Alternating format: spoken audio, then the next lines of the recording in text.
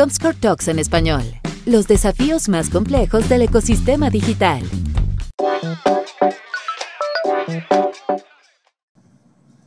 Bueno, bienvenidos a un nuevo episodio de Comscore Talks para Latinoamérica, nuestros Comscore Talks en español, donde ya hace más de un año estamos hablando de los desafíos más complejos que tiene el ecosistema digital en nuestra región. Muy contentos de que hayan descargado este podcast, de que lo estén escuchando, de que se hayan sumado a esta grabación y a la disponibilidad de esta conversación. Es una conversación muy particular, muy interesante para nosotros, la estábamos buscando hace un tiempo, así que muy contentos. Soy Leónidas Rojas, director de Comscore para el Cono Sur de Latinoamérica, y en este capítulo vamos a hablar con Francisco Segueso, que es el director general del diario La Nación en Argentina. Fran, un placer tenerte acá. ¿Cómo estás? ¿Cómo estás, Leo? Un gusto para mí también estar acá compartiendo este momento. Espectacular. Gracias por aceptar. Sé que estás a full, las noticias no paran nunca. Sé que el diario está con la agenda copada todo el tiempo, así que la verdad que agradecemos un montón que decidas conversar con nosotros y dar tus experiencias y tus ideas a la gente en LATAM, que seguro va a estar muy interesada. Pero vamos a arrancar, como los Comscore Talks tienen, y lo hablábamos en off con Fran, un espectro regional. Queríamos primero que la gente te conozca, saber un poco de ti, quién eres, tu experiencia previa, tu llegada a la Nación, tu llegada a ser el director general de la Nación. Cuéntanos un poquito de eso y después ya nos vamos a entrar en los temas que nos competen. Bueno, dale. Yo entré a trabajar a la Nación en el año 2000, con lo cual ya tengo 21 años Wow. en la Nación y bueno, ya tengo mi corazón acá. La verdad, es mucho tiempo y me gusta mucho la industria. Empecé de analista financiero, hice mi carrera en un principio dentro del área de finanzas, cuando La Nación era básicamente un diario. Por eso te corrijo, Leo, y nosotros no nos llamamos ahora a nosotros mismos como diario, simplemente La Nación, porque la verdad que en los últimos años hemos desarrollado nuestra información o nuestro periodismo a través de distintas plataformas, además de otros negocios. Pero cuando yo llegué éramos básicamente un diario impreso. La Nación durante 130 años había sido un diario impreso, y a pesar de que ya había lanzado el sitio lanacion.com, en la cual fuimos pioneros en Argentina, era muy, muy incipiente y tenía muy, muy poquito foco.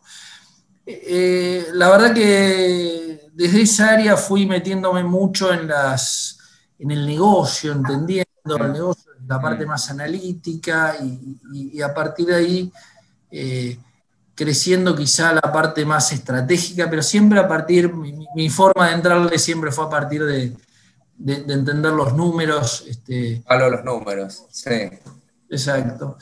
Y bueno, pasé a ser gerente de planeamiento estratégico con el tiempo, y en el año 2011 La Nación adquirió una red de medios en español orientados al mercado hispano de los Estados Unidos, es decir, radicados en Estados Unidos, que tenían una base impresa y un incipiente desarrollo digital. Bueno, me tocó manejar el proceso de adquisición, y cuando ya estábamos ahí a punto de comprar, uno de los dueños de la compañía, quien era el CEO de La Nación en ese momento, me pide que me vaya a dirigir ese negocio. Me pareció una locura. De hecho, lo consulté. ¿Pero una locura por qué? ¿Cuál era el desafío más grande ahí? Bueno, la verdad que era un negocio muy print, en un mercado que desconocíamos, más allá de que la industria, obviamente, que nos es muy afín, y yo a esa altura de mi carrera ya conocía bastante.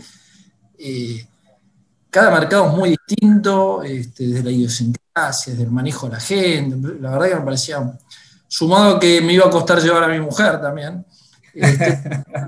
Sorteamos los obstáculos y allá fui. ¿Te radicaste dónde específicamente? Me radiqué en realidad es un pueblo que se llama Greenwich, en Connecticut, pero las oficinas principales estaban en New York y en Los Ángeles, y de Greenwich en tren en 40 minutos estás en Manhattan, entonces yo iba y venía todos los días, así que básicamente estaba radicado en Nueva York. Vale. Y viajábamos a Los Ángeles, donde estaba el otro diario más importante, y después teníamos en 4 ciudades más otras publicaciones. Nosotros, cuando compramos ese activo, era deficitario, y bueno, decidimos trabajar en el print en un eje de eficiencias, y sobre todo poner mucho foco en el digital y hacer un desarrollo digital. Y bueno, parte de la estrategia de La Nación, muy exitosa, de negocio en Estados Unidos, particularmente en el mercado hispano de los Estados Unidos. A los 4 años, cuando ya no podía estirarlo más con mi mujer, que a propósito la llevé engañada por 2 años y lo fui estirando. ¿Engañada 2 años? ¿De que le dijiste que iban 2 años, pero tú sabías que eran 4? No sabía que iban a ser 4, pero le dije 2 años porque sabía que era lo máximo que me iba a comprar, y después obviamente de común acuerdo lo fuimos estirando hasta que no me quedó más soga y volví, mis hijos entraban en una edad que era más. Claro. La verdad me hubiese quedado algún anito más, pero no había más soga y tuve que volver. Te imagino todos los días en el tren pensando, hoy le tengo que decir. Sí. No, pero lo llevamos bien y fue una experiencia profesional y de vida para mí y para mi familia, de la cual hoy estamos muy agradecidos y contentos. Así que en el año 2016 me reincorporé a La Nación como COO, y estuve 2 años en esa posición hasta que en el año 2019 me nombraron CEO, director general de La Nación, ¿no? Es un poco mi historia en La Nación ya de 21 años. 21 años, wow, claro, hiciste todo un proceso, del palo a los números, y la experiencia afuera fue, me imagino, enriquecedora desde el punto de vista del ecosistema. Me imagino, por lo que me contaste, un poco más print, ¿no? En los Estados Unidos, pero también ya te empapaste de esta digitalización que comenzó mucho antes que en LATAM, y ya había una mirada, ¿no? Cuando volviste a Argentina, ya esto era un proyecto que además después nos vas a contar un poquito, que La Nación fue uno de los primeros en hacerlo, pero digo, desde ahí cuajó, ¿no? No, mirá, la experiencia fue extremadamente rica, incluso para La Nación, y no fue mucho más digital que print, ¿no? En el print hicimos un trabajo de eficientización, y en un trabajo de desarrollo muy importante.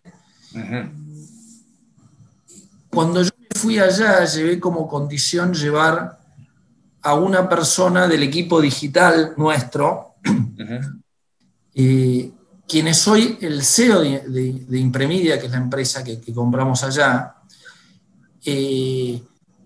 porque yo tenía mucho más conocimiento para el 2011 del mundo print que del mundo digital. Claro. Con lo cual para mí fue un aprendizaje muy importante en lo digital, porque en Estados Unidos se empezó a hablar, por ejemplo, de publicidad programática 2 años antes de que se empiece a hablar en Argentina, ¿no? Claro. Entonces,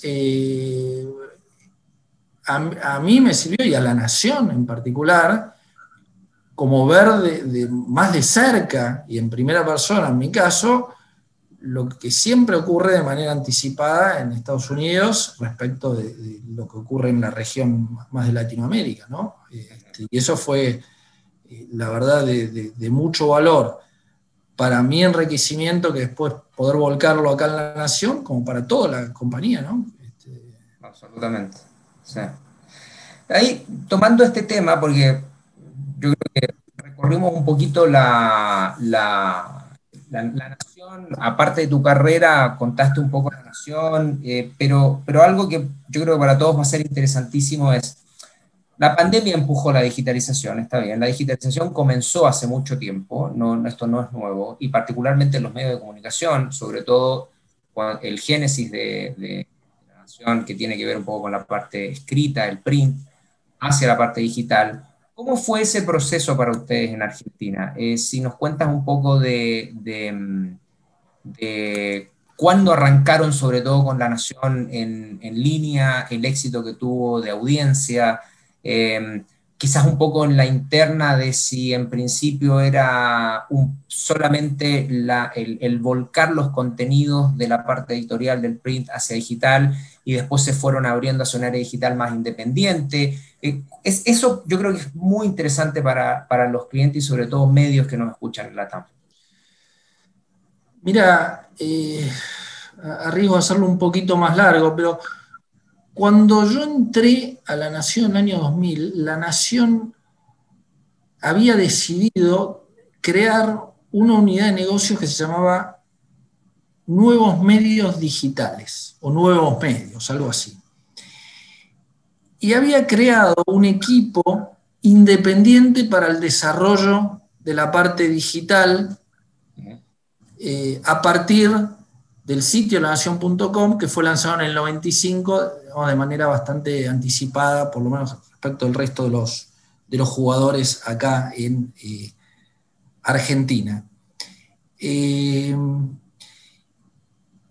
después explota la burbuja de Internet y se deshace esa idea porque vimos que iba a tardar mucho más el tema digital en convertirse en un negocio, ¿sí? Quizá la inversión que La Nación pensó en ese momento estaba sobredimensionada, de la misma manera que estuvo la burbuja en ese momento. A partir de ahí vienen 10 años, diría yo, de mucha confusión y mucha complejidad en este ida y vuelta de transformación a lo digital. De hecho, cuando uno leía los research de los bancos de inversión respecto a la industria, solía haber un chiste al principio de los research que decían: voy a decir que los diarios van a caer o desaparecer solamente para no ser inconsistente con lo que vengo diciendo en los últimos varios años, ¿no? No se daba esa transformación en los hechos, no se daba el cambio de hábito. Sí.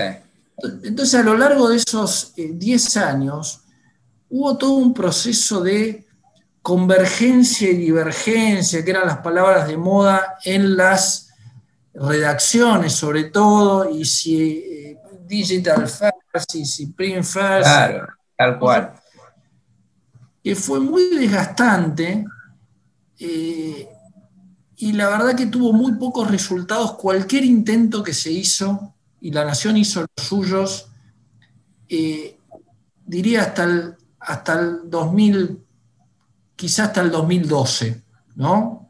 De hecho, en Argentina, los diarios empiezan a perder rentabilidad de manera sistemática e importante a partir de ese año, ¿no? Diría a partir del 2012. Y si uno ve lo que pasó en el mundo, esto ocurre en el mundo a partir del año, yo diría, 2009, ¿sí? Que sería 2008, 2009, por dos grandes motivos, diría yo, ¿no? El primer motivo es la penetración de los smartphones, pero en particular de lo que fue el iPhone, y a partir de ahí la experiencia táctil de los teléfonos, ¿no? No estoy hablando de los smartphones de primera generación que integraban los mails y demás, sino los llama más a partir del iPhone, ¿no? Exacto. Y eso fue lo que realmente, una de las cosas que realmente tuvo que pasar para que haya un hábito de consumo de noticias en formatos digitales, ¿no? En los años 2000, cuando empezaban a hablar, se hablaba de papeles táctiles. Bueno, finalmente la plataforma terminó siendo esto, un formato como los teléfonos que conocemos ahora. El segundo elemento relacionado con esto fue el Wi-Fi, ¿no? La conectividad, ¿no? La conectividad ya no era el fin de semana en una compu en mi casa enchufado a la pared, ¿no? La conectividad ya se hizo mucho más masiva. Y el tercer punto fue la crisis subprime que se dio en el mundo, ¿no? Que empujó también la migración al digital, sobre todo la publicidad que se dio antes que las audiencias, paradójicamente, ¿no? De nuevo, si me remonto a los 2000, el imaginario era la gente va a dejar de leer el diario y como las audiencias desaparecen, la publicidad se va a mudar. Y bueno, después vinieron Google, Facebook, y la publicidad se mudó en parte al digital, incluso antes que las audiencias, ¿no? Entonces, ¿Fue un driver lo es netamente económico en ese momento o era una apuesta conjunta de que desde la publicidad también iba a haber un arrastre a audiencia, o básicamente fue la crisis subprime que empujó, y eventualmente me imagino que debe haber una caída consistente en ese momento, no lo tengo acá, respecto de la publicidad en otro tipo de inventario o soporte, televisión lineal u otro? Bueno, la publicidad digital permitió primero el acceso publicitario de long tail, que antes no podían hacer publicidad en los medios tradicionales porque eran muy caros, y también algunas multinacionales, Unilever, L'Oreal, ¿no? Fueron bastante pioneras en migrar su publicidad a lo digital porque la consideraban que tenían retornos mejores, o quizá el segmento de población, a pesar de que todavía las audiencias de los diarios no empezaban a caer, ¿no? No sé, por ejemplo, en la industria de las revistas, que tenían determinados segmentos o industrias publicitarias, esa publicidad migró bastante más rápido que en los diarios también al digital, las características de la industria. Pero bueno, la crisis económica, los formatos, el Wi-Fi, todo eso ayudó a que realmente se empiece a dar en la práctica una realidad que empezó a afectar de manera sí real, ¿sí?, a el modelo de negocio tradicional del print. ¿Y por qué digo esto? Porque la verdad que en unas industrias tan establecidas de cientos de años, es difícil generar la transformación hasta que no hay una clara evidencia de que el negocio empieza a caer de manera importante. Y eso, paradójicamente o no, facilita el proceso de... Yo diría que en la nación el proceso de transformación hacia lo digital de manera efectiva y de manera continua empieza, diría, a partir del 2013, 2014, y se empieza a dar aceleradamente en los siguientes años. De hecho, cuando yo vuelvo de Estados Unidos, encuentro una empresa que había iniciado un proceso de transformación genuino, todavía incipiente, pero sí genuino, que era la base para lo que después estamos viviendo ahora, ¿no? Claro, y uno de los pioneros de la industria, además. Yo entiendo que fueron de los primeros digamos, print y medios en general en hacer una transformación eh, interesante, con tecnología, con una estrategia definida.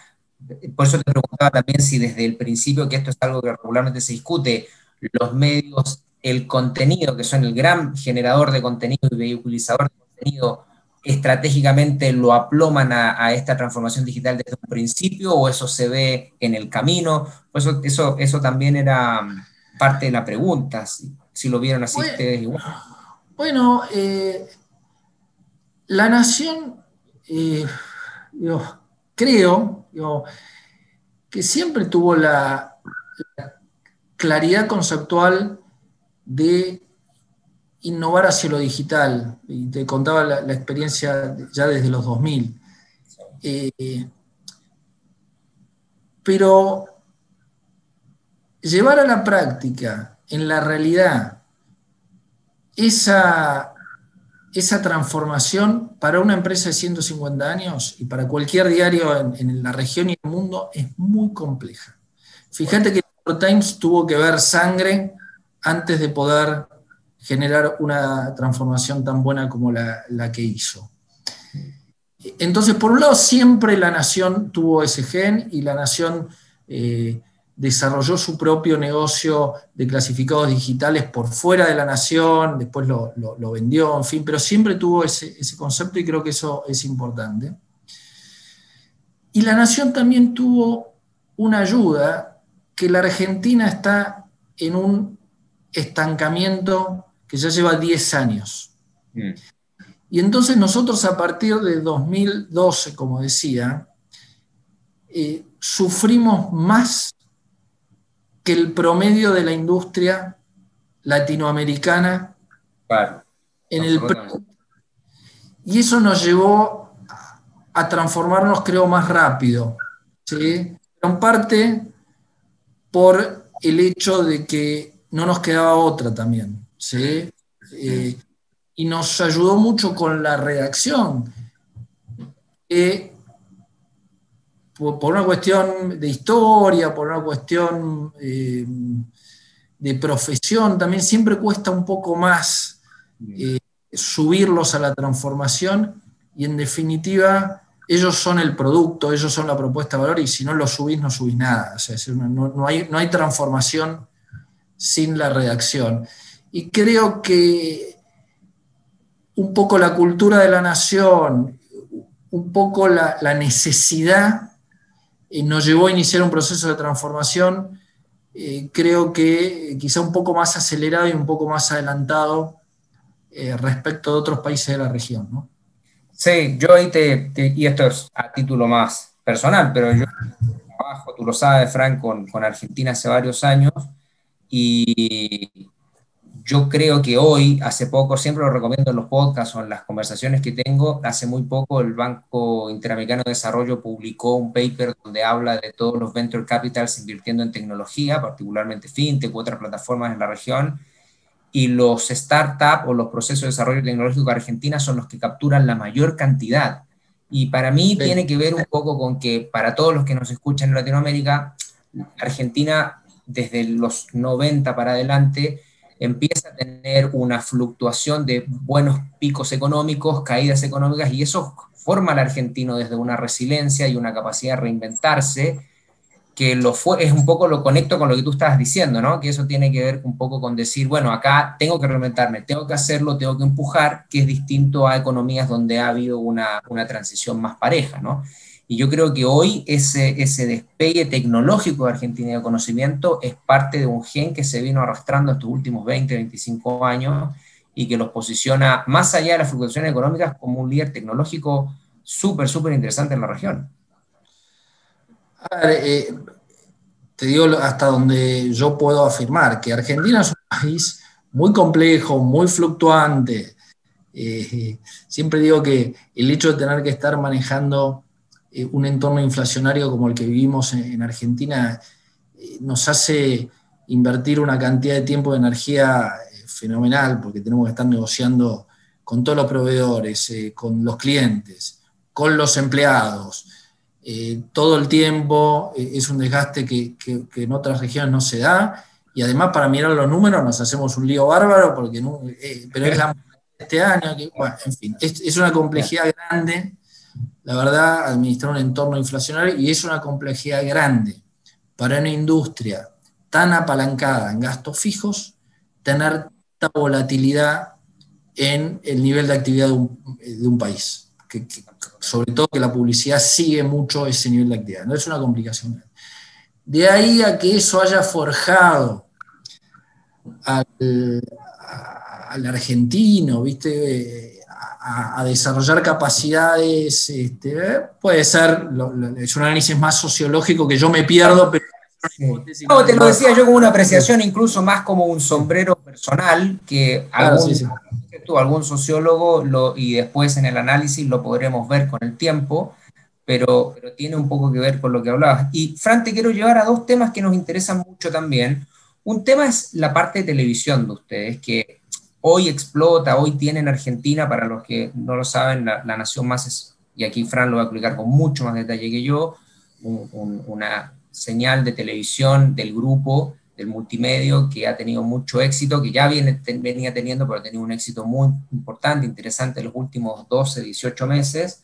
Pero esto ya venía hace un tiempo, Fran, ¿no? Toda la señal de emisión de contenido de televisión, ya lo venían construyendo. Parte de esto mismo que queríamos conversar, de la transformación de este multimedia, tiene que ver con eso. ¿Cuándo arrancaron con esa idea? ¿En paralelo digital? ¿Después? ¿Cuál fue el origen de esa necesidad? A ver si nos puedes contar un poco de eso y del presente hoy de La Nación Más, que es súper, súper interesante conocer. Mira, creo que cualquier diario de prestigio, líder, o dentro del grupo de líderes de un país, ha tenido en su historia la vocación de tener un negocio multiplataforma con una pata en la televisión, ¿no? Y de hecho, una gran cantidad de nuestros colegas en la región tienen, y locales también acá en Argentina, tienen una pata en la televisión. Con lo cual, en La Nación está desde siempre la idea de poner una pata en televisión. Hubo intentos, idas y vueltas a lo largo de su historia, pero quizá la misma caída del papel nos llevó a poner sobre la mesa de nuevo la incursión en este medio, y en el año, no me quiero equivocar, 2017, decidimos lanzar nuestra señal de televisión por cable, en una plataforma que es las señales de cable, básicamente, que también está en crisis, pero que todavía es muy sólida para los contenidos en vivo, ¿sí? Sobre todo de noticias y deportivos, pero a su vez muy metida en Argentina, ¿no? Hay muchas señales de noticias en Argentina, pero bueno, nos lanzamos. La verdad que nos lanzamos con algunas hipótesis que después no se verificaron, que tenía que ver con aprender un poco el periodismo audiovisual para llevarlo también a nuestra plataforma digital. Pero una vez más nos encontramos con que el periodismo audiovisual en vivo es bastante distinto al periodismo de lanación.com, que es un semivivo con contenido más bien textual, apoyado en fotografía, video y otro tipo de multimedia. Así como también es distinto hacer un diario papel que un diario digital, ¿no? Con lo cual fuimos buscando la forma y el equilibrio, y lo fuimos decantando en un producto que siga las reglas de la plataforma, ¿no? Quizá es un medio que tiene otro tono, otro ritmo, tiene más de show. Entonces, bueno, tuvimos que ir aprendiendo y adaptándonos a esa plataforma. Y bueno, este año pegamos un salto muy importante y estamos peleando los primeros lugares, sobre todo en el prime time, con señales de noticias que tienen muchos años. Y para La Nación está siendo muy importante para llegar a audiencias que quizá con otros medios no llegábamos, como relevancia de marca y como de medio, para darle también a nuestros periodistas otras plataformas en donde hacer periodismo. Y también hemos encontrado muchas ventajas en nuestro desarrollo comercial, ¿no? Nos es funcional en nuestra estrategia comercial el hecho de poder haber incorporado estas audiencias televisivas, ¿no? Pero bueno, unos años... Interesante. Perdóname, te pisé. No, te digo que construyen un alcance muy interesante además, porque siguen teniendo un alcance y una audiencia en el print, porque ustedes lo mantienen, siguen teniendo y tienen una audiencia y un alcance cada vez más incremental en la pata digital, ya lo vienen construyendo hace años y hoy día con este salto en televisión empiezan a tener una cobertura muy interesante por lo que se ve de afuera. No, totalmente. La verdad que lo de este año ha sido, nosotros mismos nos sorprendimos el salto que hemos dado este año y la verdad que sí, se ha transformado en una pata muy interesante y de nuestra estrategia. Ya lo era, pero ahora lo es en los hechos, digamos, porque nos está permitiendo un equilibrio en todo lo que es nuestra propuesta de valor y nuestro modelo de negocio mucho más interesante, ¿no? Claro. Antes de saltar a la siguiente pregunta, que te voy a dar un giro a lo que estamos conversando, pero ¿se abre el apetito con el éxito de televisión? Porque claro, televisión también te da ciertos espacios a nivel de OTT, a nivel de desarrollo de plataformas y de conexión, de distribución de esos contenidos, mucho más interesantes. No me cuentes nada que tengan en pipeline de estrategia, obvio, pero se abre el apetito porque, obvio, me imagino que el éxito empieza a cuestionar si hay un modelo interesante, no para hacer la lógica de un alcance incremental agregado sobre lo que ya tienen, sino que empieza a ser un hilo fundamental de la estrategia a futuro. Mira, yo normalmente separo el producto de la distribución. ¿Sí? Una cosa es una nota escrita de tal manera, titulada así, con esta bajada, con esta foto, yo no sé cuánto, que yo la puedo distribuir dentro de la home del sitio, que es una vidriera, pero también busco que ese contenido aparezca en las búsquedas de Google, de Facebook, y en donde pueda aparecer, tengo que distribuir el contenido para tener más alcance. Y eventualmente yo lo puedo monetizar mejor o peor en función de por dónde se termine consumiendo ese contenido. En el audiovisual en vivo, que sería por ahí la categoría en donde cae lo que hoy llamamos tele, también la red de distribución es muy interesante. Uno podría decir que hoy uno encuentra La Nación más en el canal 19 de Cablevisión, pero en el canal 745, creo que no lo estoy diciendo perfecto, de DirecTV, o en este canal de determinado distribuidor de cable, pero también lo puede encontrar en YouTube, tal cual, en lanacionmas.com.ar y verlo en vivo de la misma manera que lo ve por canal 19 de Cablevisión. Ahora, bien, también podríamos, todos los sitios de noticias, armar un producto pago que se distribuya a través de Internet, a través de señales de noticias, o nos podemos integrar a alguna plataforma existente que quiera incorporar los contenidos de La Nación paga, de La Nación Más a su no sé, Netflix, por ejemplo, no lo va a hacer Netflix porque tiene poco sentido, pero para dar un ejemplo, cualquier plataforma hoy podría querer incorporar sus contenidos. ¿Cuál es la situación de este negocio? El negocio tiene dos fuentes de ingreso. La publicidad, ¿sí? Y la posibilidad de morder, perdón la expresión, ¿no? Parte del abono del distribuidor, porque nosotros le proveemos los contenidos, ¿sí? Y entonces las cableras, algunas señales de noticias, no a nosotros, les paga una parte de su abono para el que produce y genera los contenidos.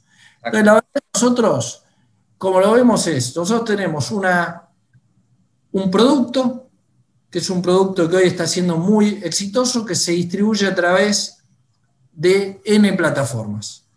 Y nosotros tenemos que buscar a través de la publicidad o a través del B2C, o sea, del consumidor final, tratar de monetizar ese contenido, ¿sí? Iremos siguiendo el desarrollo de las distintas plataformas para tratar de adaptarnos a donde la gente elige consumir contenido y tratar de ver cómo armar el modelo de negocio para que sea algo rentable, ¿no? Es un Yo creo poco... que sí, diste la clave. Yo creo que esa visión es fundamental.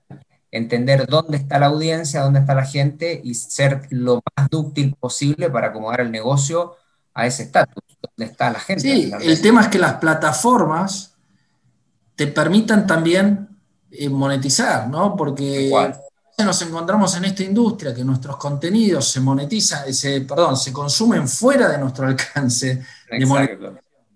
Y la verdad que la industria tiene una pelea en lo digital, pero que también podría, hoy todo es digital, ¿no?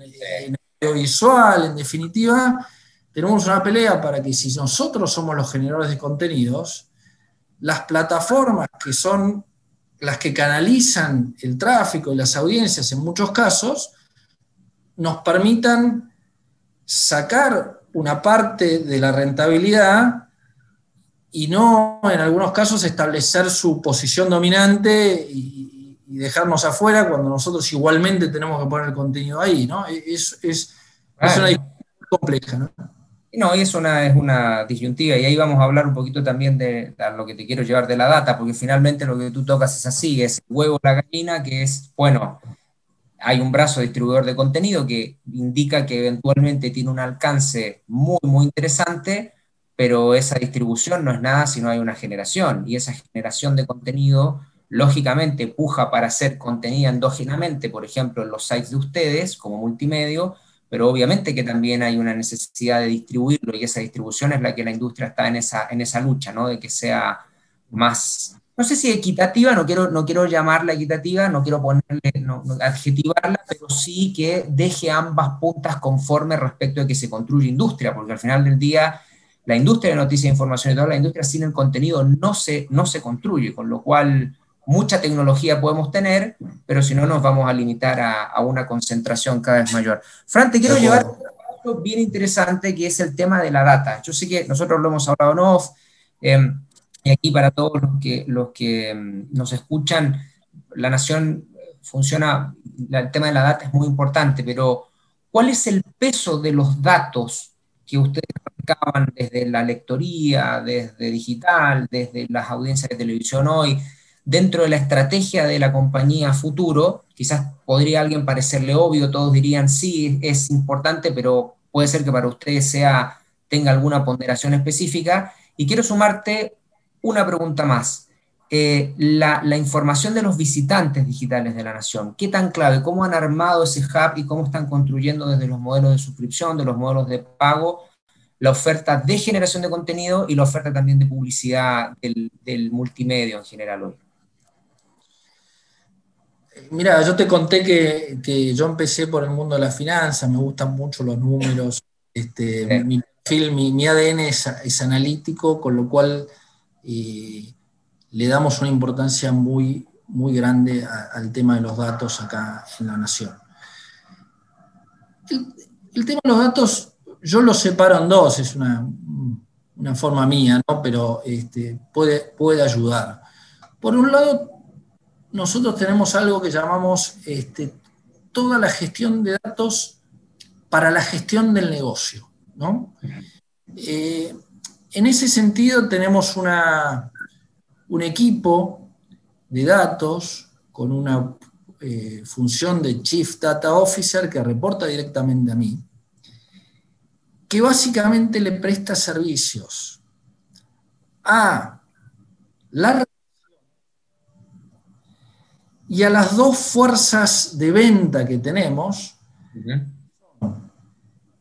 los que venden la publicidad y los que venden los contenidos a través de suscripciones, ¿sí? La gestión de churn de las suscripciones, que es, yo siempre digo que el churn es como una venta, ¿no? Porque es como volver a vender, ¿no?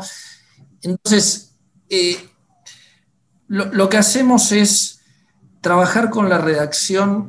Lo primero que hicimos es, ¿cuáles son las medidas de éxito? ¿Cuándo sabemos que un trabajo periodístico está bien hecho? Tampoco lo pondrían bien hecho o mal hecho. ¿Cuándo sabemos si un trabajo periodístico es exitoso, ¿no? De acuerdo con la estrategia? Y bueno, la respuesta a esa pregunta es si es funcional a nuestros objetivos publicitarios y de suscripciones. Y a partir de ahí vemos qué indicación es la correcta para ver si es funcional a estos objetivos, ¿no? Y siempre es una medida de la audiencia.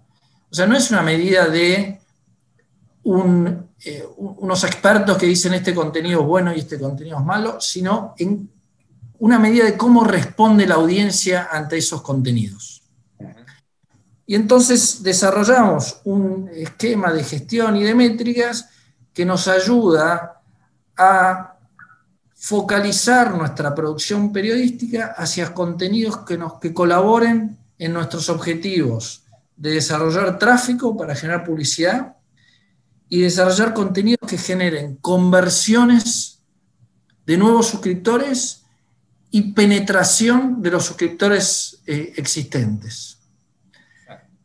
Pero además ayudamos en el siguiente eslabón con los datos a toda el área de adquisición a entender un poco desde la información básica de cartera, churn, lifetime value y demás, a mejorar la estrategia de adquisición mediante segmentaciones dinámicas de nuestra audiencia y análisis un poco de datos más avanzados sobre la gente que navega el sitio y también con la gente publicitaria a entender los retornos de la inversión, a trabajar en las distintas medidas de retorno, en optimizar el fill rate, en ver qué formatos performan, qué formatos no performan.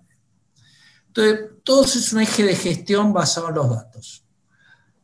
Después el área de datos abastece también al negocio de la tele, en el análisis de red y otro tipo de análisis, y otros negocios de los cuales no hablamos porque no son quizá el core de la nación.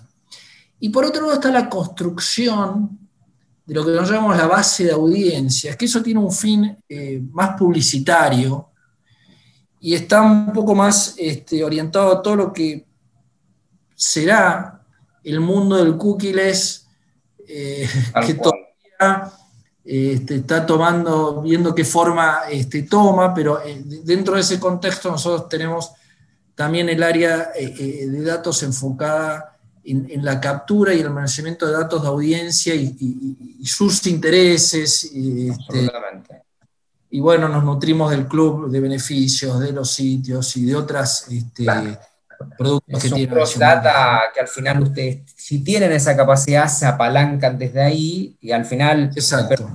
Lo que tú estás contando es el enfoque de la gestión, porque yo creo que en los últimos 3 años que todo este tema de Big Data y abundancia de datos se puso de moda a nivel global. Yo siempre digo que navegar en un océano de información no significa tener más datos en particular o una estrategia bien definida. Todos queremos tener más información, pero al final no sabemos muy bien cómo la vamos a bajar al negocio. Entonces, lo que tú estás diciendo tiene todo el sentido. Y ahí te quiero llevar a eso mismo que mencionaste, que es el tema cookieless, porque la percepción de nosotros como medidora, muy independiente, y la percepción en general del mercado, es que por ahí puede ser que para los publishers, los medios, como el caso de ustedes, que vienen trabajando con este foco en datos y este foco en utilizar los datos de manera objetiva en el negocio, se transforme en un espacio muy genuino de volver a plantar cierta bandera, porque la data es de ustedes, hoy día la desaparición de las cookies de terceros suponen que no va a haber una trazabilidad tan abierta en la navegación, se empiezan a meter también componentes de privacidad de datos, que me imagino que ustedes los manejan ampliamente para respetar la data de la gente que navega y que consume esa información. ¿Cómo lo están encarando eso? No quiero que entremos en la parte técnica, sino más en la parte conceptual. ¿Crees que es un buen espacio de vuelta para, no para construir un walled garden, sino para que ustedes vuelvan a decir, la data está acá, nosotros la tenemos perfilamiento? ¿Cómo ves este escenario para los medios en general y para la nación? De nuevo, vuelvo a separar en dos. Yo creo que el tema de perder trazabilidad de los datos, desde el punto de vista de la gestión del negocio y de los equipos, nosotros no vemos un impacto importante. La verdad es que con la información que recogemos de nuestra propia audiencia, para poder medir la performance editorial, la performance de los equipos comerciales, no vemos ahí un problema. Después está el tema de la acumulación de los datos para generar una mejor segmentación a la hora de poder ofrecer propuestas de comunicación a nuestros anunciantes o comercializar esos datos de alguna otra manera, o también que nos ayude a afinar un poco la captación de suscripciones que te hablaba hace un rato. Esto último en menor medida, ¿no? Yo lo veo mucho más en el foco publicitario. Entonces, en principio, toda la gestión de datos orientada a la gestión interna y a los equipos y demás, yo creo que queda fuera de este escenario de cookieless. Respecto del otro escenario, que es el hecho de tener una base de audiencias muy rica, con mucha información respecto de los intereses de cada uno y muchísima capacidad de segmentación. Si bien nosotros lo estamos construyendo, yo no tengo muy claro realmente qué tanta utilidad, qué tanta rentabilidad, qué tan diferenciador va a llegar a ser en nuestros negocios publicitarios y de generación de suscripciones. La verdad que es una incógnita que tengo, y tampoco tenemos tan claro, y creo que la industria tampoco tiene tan claro todavía, qué es lo que efectivamente se va a perder y qué se va a poder mantener. Entonces, bueno, estamos recorriendo ese camino porque nos parece fundamental recorrerlo, pero también con muchas preguntas todavía abiertas, ¿no? Sí, eso que dices es muy genuino y yo creo que todos te van a agradecer eso. Yo creo que hoy día el ecosistema digital, desde el punto de vista publicitario, tiene más preguntas que respuestas, más ansiedad que tranquilidad, porque efectivamente esto no se sabe muy bien cómo lo va a abordar. Vamos a recorrer el camino, pero es interesante que uno de los medios más grandes de Argentina hoy te diga, sí, tampoco tenemos las respuestas. Creo que en general para el resto de la TAM, no sé si es tranquilizador, pero al menos es decir, estamos todos en la misma órbita, y todos, las medidoras, las agencias de medios, las agencias de publicidad, todos estamos transitando. Creo yo que la deprecación por parte de las cookies de terceros por parte de Chrome supone que de una u otra manera ni siquiera Google ha podido plantear también cómo esto afecta o no al mercado desde cualquier posición, más interesada o más independiente, pero me parece genial este último punto que comentaste. Y Fran, ya llevamos un espacio de conversación, vamos a ir en este funnel y vamos a ir cerrando esta parte, pero quisiera Nosotros tenemos siempre algunas preguntas que le hacemos a todas las personas con las que conversamos, que es conocer un poco más de cómo se manejan en términos del conocimiento, con una industria, y tú en este caso con una pata en lo mismo que nos estabas conversando antes, editorial, datos, gestión, la dirección general del medio, de la nación. ¿Cómo haces para mantenerte al día? ¿Cómo haces para, en una industria además que avanza rápido, cómo haces? ¿Tienes tiempo? ¿Lees? ¿No lees? ¿Te nutres de conversaciones? ¿Agarras un libro a la noche, a la mañana? ¿Cómo es tu día a día en términos de mantenerte al día? Es una buena pregunta. Además nos vamos haciendo grandes y cada vez cuesta más no concentrarse, sino captar algunas cosas que ya no nos son tan naturales a nosotros. Mirá, por un lado, la curiosidad misma, ¿viste? Que uno tiene de aprender, y el gusto por lo que hace es fundamental para poder indagar, ¿no? en las cosas que hay y tratar de consumir ciertos medios o fuentes que nos mantengan actualizados. Pero yo diría que más que eso,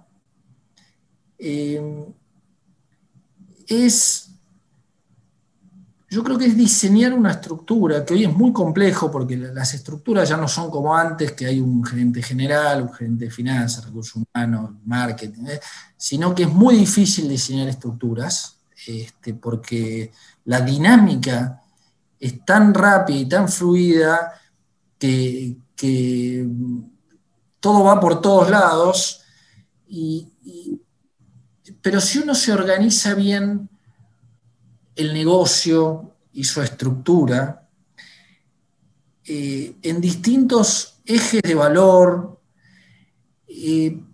yo me voy nutriendo mucho de los mismos equipos de trabajo, en donde quizá hay un eje que tiene que ver con la captación de suscriptores, otro eje que tiene que ver con la problemática publicitaria, otro eje que tiene que ver con los contenidos, en fin. Y soy muy preguntón, ¿no? Y pregunto, indago, y vamos pensando juntos, y soy curioso, y eso me va llevando a tratar de mantenerme actualizado. Y bueno, eso equilibrarlo con sacar la cabeza, lo que te decía antes, y mirar un poco afuera. Y hay una cosa más. En algún punto, los que nos toca estar en puestos de dirección, tenemos que entender que no hace falta saber todo tampoco. Tal cual. Que el mundo hoy es de una complejidad tan grande, que no importa si no entendemos en detalle determinada cuestión.